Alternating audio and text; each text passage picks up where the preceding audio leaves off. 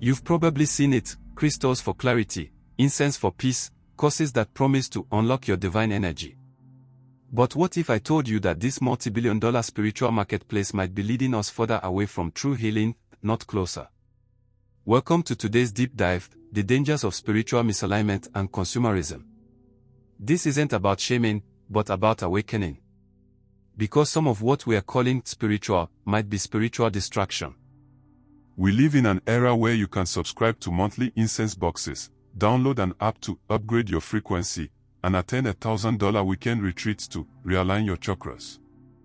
But here's the real question: are we truly transforming or just performing?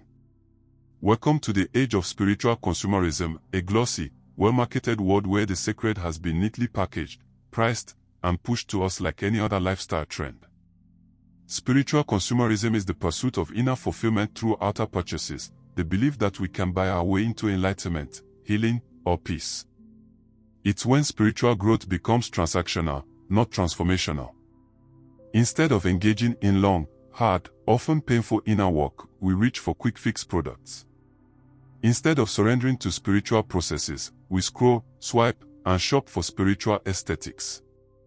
Examples that hit home: the meditation app you downloaded, but only open when you're anxious. The sage you bought for bad vibes, but still carry unresolved trauma inside. The course promising to activate your divine feminine energy, while masking manipulation under the veil of healing. The influencer selling dollar manifestation candles, as if your miracle is on layaway. And the saddest part: it all feels spiritual, but leaves you feeling even more empty. You see, consumerism thrives on lack, the feeling that you're missing something. And spiritual consumerism is no different. It convinces you that healing comes from outside you, and if you're still broken, it's because you haven't bought the right thing yet. But the truth is, you cannot buy alignment. You embody it. But something that you need to know is that these things, they steal something from you. What it really steals from you? Depth. Instead of going inward, you go shopping. Discernment. You start trusting brands over your own intuition. Discipline. You chase vibes over values. Divine intimacy. Because no product can replace the presence of God or the process of facing yourself. Now let me ask you: what's something you bought for spiritual growth, but deep down, you knew it was avoidance? Was it that sound bath session you posted online but didn't sit through fully? That crystal necklace that became just another accessory? That expensive healing program that you hoped would fix you, but only deepened your dependency? I am here to inform you that spiritual consumerism is seductive because it's convenient.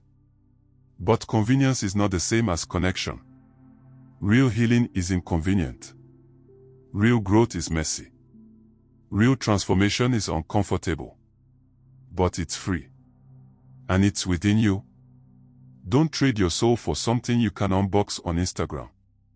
The truth of this whole thing is that there was a time in my life when I thought I was growing.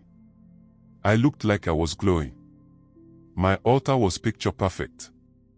My feed was filled with sage smoke, crystals, affirmations, and aesthetically pleasing journaling sessions.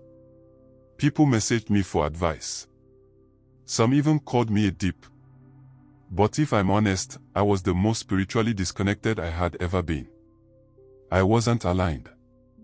I was addicted. Addicted to the next purchase. The next ritual. The next dopamine hit disguised as divine revelation. You see, I started confusing routine for relationship. I thought because I was doing all the right things, I was aligned. But inside, I was angry, jealous, empty, confused. I'd go to every full moon circle, every sound healing, every $99 activate your higher self Zoom class. I was trying to patch my soul with stickers. Let me tell you this. There was one moment that shook me. I was in this spiritual retreat in Ghana. Paid a lot. It was sold as a sacred ancestral rebirth experience. But halfway through the weekend, I realized something. Everyone there, including me, was performing. We were all mimicking what we thought spirituality looked like. Crying when it was time to cry. Dancing when the drum started. But no one was transforming. We left with nice pictures and new beats, but we didn't leave changed.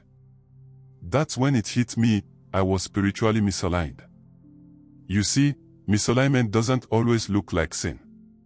Sometimes, it looks like sacred routine with no spirit behind it. I wasn't praying anymore. I was scripting. I wasn't meditating to connect with God, I was meditating to manifest outcomes. I wasn't surrendering, I was scripting the universe like it was my servant. We start treating healing like a subscription. We treat discernment like an aesthetic. And God becomes a vending machine we call on when our lives start to feel hard. Alignment is about surrender, not staging. But I was staging everything, even my pain. One night, I couldn't sleep. I just bought another digital detox kit and a $300 reading session. But I felt worse than ever. I realized I'd been chasing alignment without ever being honest with myself. No shadow work. No repentance. No accountability. Just affirmations layered on top of trauma. Just crystals layered over chaos. I was spiritually dressed up, but internally naked. So, I stopped everything. Deleted the apps. Unfollowed the gurus. I sat in silence. I repented. I asked God, who am I without all this? That was the first time I heard something real in years. Not a voice from outside me. Not an algorithm. Just a still small voice, you are mine. Return to me. I'm not saying every retreat, every product, every practice is evil. But when you start buying more than you're becoming, when you're chasing experiences more than obedience, when your faith is based on feelings, not foundations, then you've fallen into the trap of misalignment. Don't let the spiritual marketplace trick you into calling disconnection alignment. Real alignment starts with raw honesty. Not incense. Not sage. Not ceremony. I really need to explain myself to the core for a better understanding. I didn't realize I had lost myself until there was nothing left to scroll through, nothing left to buy, and no one left to impress. My name wasn't enough. My voice didn't feel like mine. And my sense of self was tangled in 1,000 borrowed affirmations from 1,000 borrowed gurus. It started subtle. I didn't even notice I was losing myself. At first, it felt like growth. I was quoting people I had never read, using words I didn't fully understand. Like vibration, frequency, activation, ascension. It sounded spiritual. But none of it was rooted. I stopped listening to my own voice, because someone else always seemed more enlightened than me. One week, I was deep into astrology. The next, I was buying herbs for ancestral rituals I didn't fully comprehend. After that, I was chanting mantras from a culture I had no connection to. I was wearing spirituality like it was a costume. Trying on practices like outfits, hoping one of them would fit. But instead, each one took a little piece of me away. I called it exploration. But what it really was escapism. I didn't want to confront my own brokenness. So I kept chasing someone else's version of wholeness. The scariest part. I started copying spiritual leaders I didn't even believe in. I spoke like them.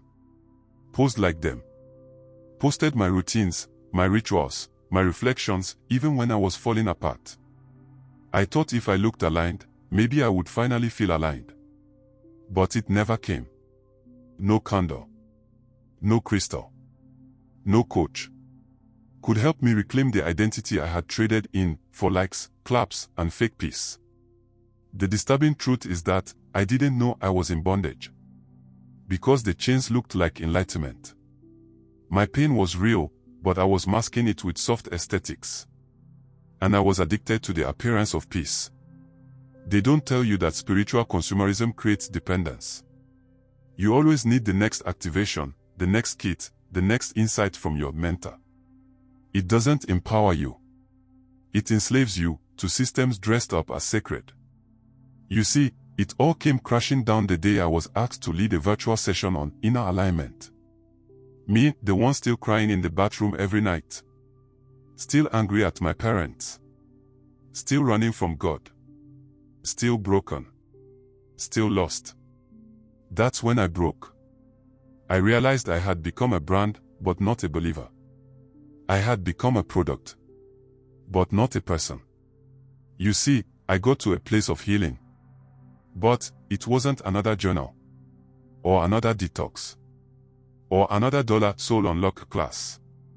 It was stillness, silence, and truth. I went back to basics. I picked up the word. I cried without recording it. I prayed without lighting candles. I confessed, not to strangers online, but to God. And that's where I found myself again. I need to let you understand that, if your spirituality has turned into a performance, if your growth is just more consumption, if you've lost your voice trying to mimic others, then maybe what you call spirituality is actually misalignment in disguise. You can't find your identity in products. You find it in presence. I want to end this here by saying that I'm not against healing circles.